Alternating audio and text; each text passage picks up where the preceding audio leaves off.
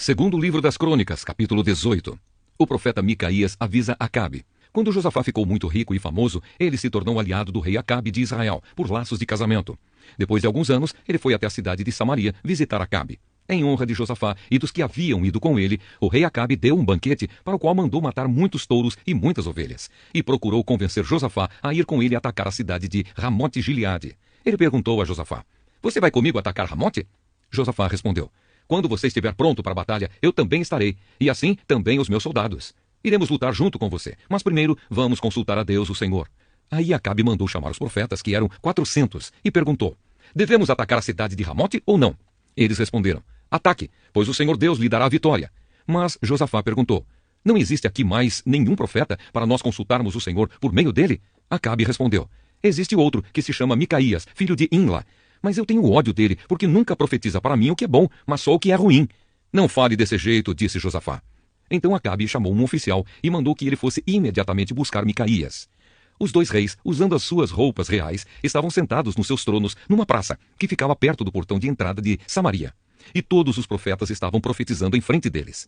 Um dos profetas, chamado Zedequias, filho de Quinaana, fez uns chifres de ferro e disse a Acabe: "O que o Senhor Deus está dizendo é isto: com estes chifres, o Senhor lutará contra os sírios e os derrotará completamente." E todos os outros profetas profetizaram a mesma coisa. Eles diziam: "Marche contra a cidade de Ramote, que o Senhor, ó rei, vencerá. O Senhor Deus lhe dará a vitória." Enquanto isso, o oficial que tinha ido buscar Micaías disse a ele: "Todos os outros profetas profetizaram que o rei terá sucesso. É melhor que você faça o mesmo." Porém Micaías respondeu: "Juro pelo Senhor, o Deus vivo, que eu falarei o que o meu Deus mandar." Quando Micaías chegou ao lugar onde estava o rei Acabe, este perguntou: "Micaías, o rei Josafá e eu devemos atacar a cidade de Ramote ou não?" Micaías respondeu: "Ataquem, pois vencerão. Deus lhes dará a vitória." Mas Acabe disse: "Quando você falar comigo em nome do Senhor Deus, diga a verdade. Quantas vezes preciso dizer isso?" Micaías respondeu: "Vejo o exército de Israel espalhado pelos morros como ovelhas sem pastor. E o Senhor Deus diz: estes homens não têm chefe, que eles voltem para casa em paz." Então Acabe disse a Josafá: "Eu não disse que para mim ele nunca profetiza coisas boas? Ele sempre diz alguma coisa ruim." Micaías continuou: "Agora escutem o que o Senhor Deus está dizendo. Eu vi o Senhor sentado no seu trono no céu, com todos os anjos à sua direita e à sua esquerda." Ele perguntou: "Quem enganará Acabe para que ele vá a Ramote e seja morto lá?" Alguns anjos disseram uma coisa e outros disseram outra, até que um espírito chegou perto do Senhor Deus e disse: "Eu enganarei Acabe." O Senhor perguntou: "Como?" E o espírito respondeu: "Eu irei e farei com que todos os profetas de Acabe digam mentiras." Então o Senhor ordenou: "Vá e engane Acabe, você conseguirá." E Micaías terminou dizendo a Acabe: "O Senhor está vendo agora que o Senhor Deus fez com que todos estes seus profetas mentissem. Mas ele resolveu que vai acontecer uma desgraça com o Senhor, ó rei." Então o profeta Zedequias chegou perto de Micaías, deu um tapa na cara dele e perguntou: "Quando foi que o Espírito do Senhor saiu de mim e falou com você?" "Você descobrirá isso quando entrar em algum quarto dos fundos tentando se esconder", respondeu Micaías. Aí o rei Acabe deu a seguinte ordem a um dos seus oficiais: "Prenda Micaías e o leve a Amon, o governador da cidade, e ao príncipe Joás. Diga a eles que o joguem na cadeia e o ponham a pão e água até que eu volte são e salvo." Micaías exclamou: "Se o Senhor, ó rei, voltar em paz, então, de fato, o Senhor Deus não falou por meio de mim." E disse também: "Todos aqui deem atenção àquilo que eu profetizei." A morte de Acabe. Assim o rei Acabe de Israel e o rei Josafá de Judá foram atacar a cidade de Ramote-Gileade. Acabe disse a Josafá: "Quando formos entrar na batalha, eu vou me disfarçar, mas você use as suas roupas de rei." O rei de Israel se disfarçou e eles entraram na batalha. O rei da Síria havia mandado que os capitães dos seus carros de guerra não atacassem ninguém a não ser o rei de Israel. Por isso, quando viram o rei Josafá, pensaram que ele era o rei de Israel e foram atacá-lo. Mas Josafá gritou, e o Senhor Deus o socorreu, fazendo com que os sírios se desviassem dele. Quando eles viram que aquele não era o rei de Israel, pararam de atacá-lo. No entanto, um soldado sírio atirou uma flecha que, por acaso, atingiu o rei Acabe entre as juntas da sua armadura. Então ele gritou para o condutor do seu carro: "Fui ferido! Dê a volta e me leve para fora da batalha!" Enquanto a batalha ficava cada vez mais forte, o rei Acabe segurou-se de pé no seu carro de guerra de frente para os sírios até a tarde. Ao pôr do sol, ele morreu. Apocalipse, capítulo 7. Os 144.000 do povo de Israel. Depois disso, vi nos 4 cantos do mundo 4 anjos em pé. Eles estavam segurando os 4 ventos da terra, a fim de que nenhum vento soprasse sobre ela, nem sobre o mar, nem sobre nenhuma árvore. Então vi outro anjo que subia do lado leste e que tinha na mão o sinete do Deus vivo. Ele gritou com voz bem forte para os 4 anjos que tinham recebido o poder de fazer estragos na terra e no mar. O anjo disse: não façam estragos na terra, nem no mar, nem nas árvores, até que marquemos com o sinete a testa dos servos do nosso Deus. Aí me foi dito o número dos que foram marcados. Eram 144.000. Eles pertenciam a todas as tribos do povo de Israel. 12.000 de cada tribo, de Judá, Ruben, Gade, Áser, Naftali, Manassés, Simeão, Levi, Issacar, Zebulon, José e Benjamim. A grande multidão. Depois disso olhei e vi uma multidão tão grande que ninguém podia contar. Eram de todas as nações, tribos, raças e línguas. Estavam de pé diante do trono e do cordeiro, vestidos de roupas brancas e tinham folhas de palmeira nas mãos. E gritavam bem alto: do nosso Deus que está sentado no trono e do cordeiro vem a nossa salvação. Todos os anjos estavam de pé, em volta do trono, dos líderes e dos 4 seres vivos. Então eles se jogaram diante do trono, encostaram o rosto no chão e adoraram a Deus, dizendo: Amém! Ao nosso Deus pertencem para todo sempre o louvor, a glória, a sabedoria, a gratidão, a honra, o poder e a força. Amém! Um dos líderes me perguntou: quem são estes que estão vestidos de branco? De onde foi que vieram? Eu não sei. O Senhor sabe, respondi. Então ele me disse: estes são os que atravessaram são e salvos a grande perseguição. São as pessoas que lavaram as suas roupas no sangue do Cordeiro e elas ficaram brancas. É por isso que essas pessoas estão de pé diante do trono de Deus e o servem de dia e de noite no seu templo. E aquele que está sentado no trono as protegerá com a sua presença. Elas nunca mais terão fome nem sede, nem o sol, nem qualquer outro calor forte as castigará. Pois o Cordeiro que está no meio do trono será o pastor dessas pessoas e as guiará para as fontes das águas da vida. E Deus enxugará todas as lágrimas dos olhos delas. Zacarias, capítulo 3. A quarta visão, o grande sacerdote Josué. Em outra visão, Deus me mostrou o grande sacerdote Josué, que estava de pé, em frente do anjo do Senhor. Satanás estava à direita de Josué, pronto para acusá-lo. O anjo do Senhor disse a Satanás: que Deus o condene, Satanás. Que o Senhor que escolheu Jerusalém o condene. Esse homem é como um tição tirado do fogo. Josué, vestido com roupas sujas, continuava de pé em frente do anjo. Aí o anjo disse aos seus ajudantes que tirassem a roupa de Josué e depois lhe disse: assim eu tiro os seus pecados e agora vou vesti-lo com roupas de festa. Em seguida, o anjo mandou que os seus ajudantes pusessem na cabeça de Josué um turbante que havia sido purificado. Eles puseram o turbante na cabeça dele e o vestiram com roupas de festa. E o anjo do Senhor continuava ali de pé. E ele disse a Josué: o Senhor Todo-Poderoso lhe diz o seguinte: se você obedecer às minhas leis e cumprir os seus deveres conforme eu ordeno, você será o administrador do templo. Cuidará do santuário e de todos os outros edifícios. E como estes anjos que estão aqui, você terá o mesmo direito de estar na minha presença. Portanto, escute, grande sacerdote Josué, e escutem também os sacerdotes que estão com você.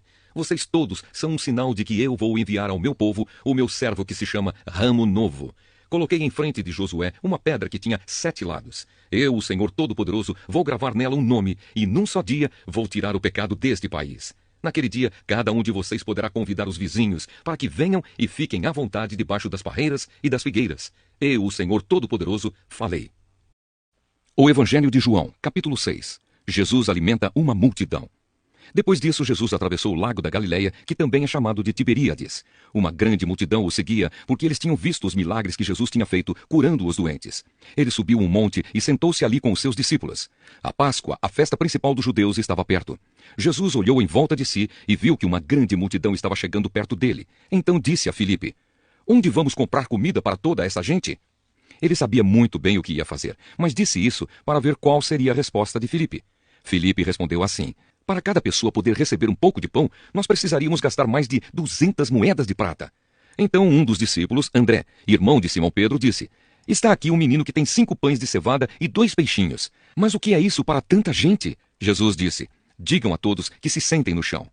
Então todos se sentaram. Havia muita grama naquele lugar. Estavam ali quase 5.000 homens.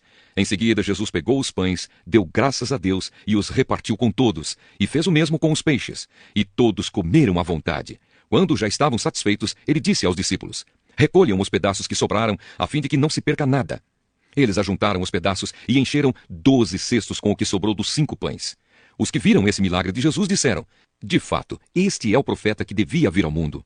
Jesus ficou sabendo que queriam levá-lo à força para o fazerem rei. Então voltou sozinho para o monte. Jesus anda em cima da água. De tardinha, os discípulos de Jesus desceram até o lago, subiram no barco e começaram a atravessar o lago na direção da cidade de Cafarnaum. Quando já estava escuro, Jesus ainda não tinha vindo se encontrar com eles. De repente, um vento forte começou a soprar e a levantar as ondas. Os discípulos já tinham remado uns 5 ou 6 quilômetros, quando viram Jesus andando em cima da água e chegando perto do barco, e ficaram com muito medo. Mas Jesus disse: "Não tenham medo, sou eu." Então eles o receberam com prazer no barco e logo chegaram ao lugar para onde estavam indo. O povo procura Jesus. No dia seguinte, a multidão que estava no lado leste do lago viu que ali só havia um barco pequeno. Sabiam que Jesus não tinha embarcado com os discípulos, pois estes haviam saído sozinhos.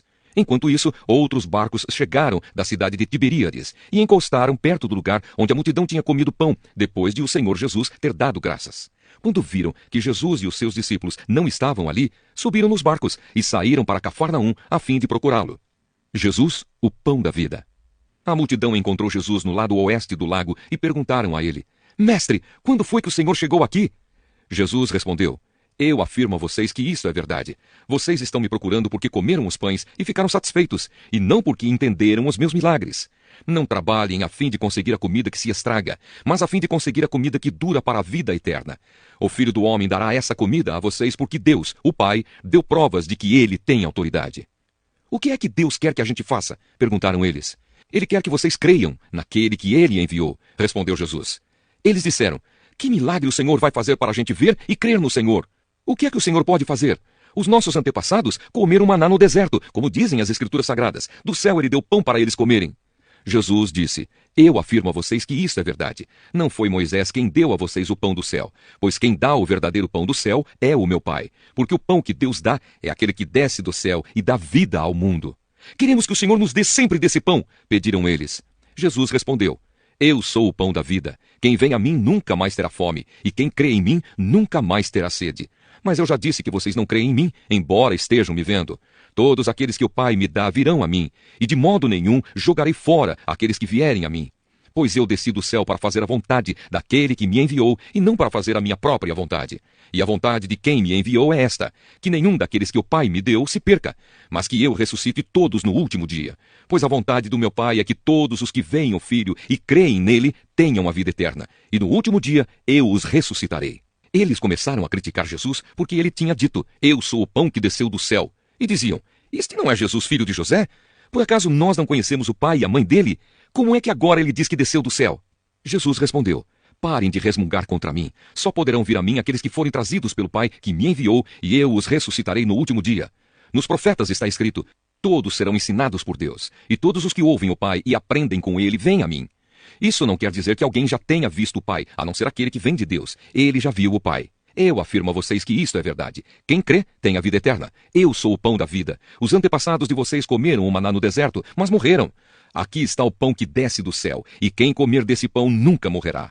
Eu sou o pão vivo que desceu do céu. Se alguém comer desse pão, viverá para sempre. E o pão que eu darei para que o mundo tenha vida é a minha carne." Aí eles começaram a discutir entre si e perguntavam: "Como é que este homem pode dar a sua própria carne para a gente comer?" Então Jesus disse: "Eu afirmo a vocês que isto é verdade. Se vocês não comerem a carne do Filho do Homem e não beberem o seu sangue, vocês não terão vida. Quem come a minha carne e bebe o meu sangue tem a vida eterna, e eu o ressuscitarei no último dia. Pois a minha carne é a comida verdadeira, e o meu sangue é a bebida verdadeira. Quem come a minha carne e bebe o meu sangue vive em mim, e eu vivo nele. O Pai que tem a vida foi quem me enviou, e por causa dele eu tenho a vida. Assim também quem se alimenta de mim terá vida por minha causa. Este é o pão que desceu do céu. Não é como o pão que os antepassados de vocês comeram, e mesmo assim morreram. Quem come deste pão viverá para sempre." Jesus disse isso quando estava ensinando na sinagoga de Cafarnaum. As palavras de vida eterna. Muitos seguidores de Jesus ouviram isso e reclamaram: "O que ele ensina é muito difícil. Quem pode aceitar esses ensinamentos?" Não disseram nada a Jesus, mas ele sabia que eles estavam resmungando contra ele. Por isso perguntou: "Vocês querem me abandonar por causa disso? E o que aconteceria se vocês vissem o Filho do Homem subir para onde estava antes? O Espírito de Deus é quem dá a vida, mas o ser humano não pode fazer isso. As palavras que eu lhes disse são espírito e vida, mas mesmo assim, alguns de vocês não creem." Jesus disse isso porque já sabia desde o começo quem eram os que não iam crer nele e sabia também quem ia traí-lo. Jesus continuou: "Foi por esse motivo que eu disse a vocês que só pode vir a mim a pessoa que for trazida pelo Pai." Por causa disso, muitos seguidores de Jesus o abandonaram e não o acompanhavam mais. Então ele perguntou aos 12 discípulos: "Será que vocês também querem ir embora?" Simão Pedro respondeu: "Quem é que nós vamos seguir? O Senhor tem as palavras que dão vida eterna, e nós cremos e sabemos que o Senhor é o Santo que Deus enviou. Jesus disse: fui eu que escolhi todos vocês, os 12. No entanto, um de vocês é um diabo. Ele estava falando de Judas, filho de Simão Iscariotes, pois Judas, embora fosse um dos 12 discípulos, ia trair Jesus.